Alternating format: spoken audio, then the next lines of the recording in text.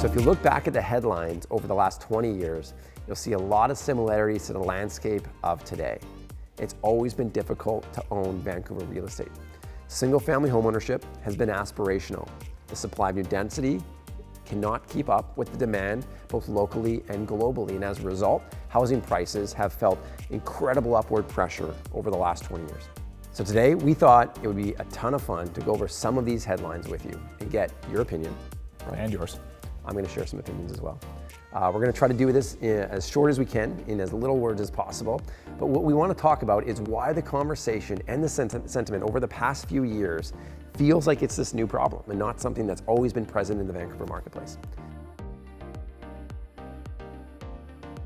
So Cam, let's roll it back all the way to the early 2000s. Let's start with 2001. The headline from the New York Times: Canada's global city is not Toronto. A comparison of Toronto to Vancouver. Let's talk about that dynamic that was between Vancouver and Toronto back then. How does it compare to how each city is perceived, the value that comes out of it in terms of real estate sales? And then let's talk a little bit about those price points as you remember them.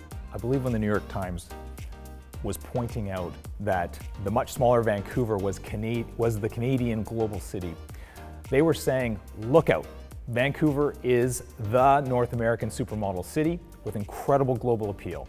Today, 20 years later, that has predictions come true. Now, let's be clear, both Vancouver and Toronto have seen unbelievable parallel growth and price escalation.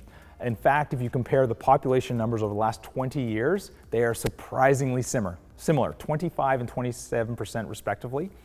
And in the coming years, as immigration from all over the world continues to flood into Canada, both cities will be preferred destinations and greatly demanded.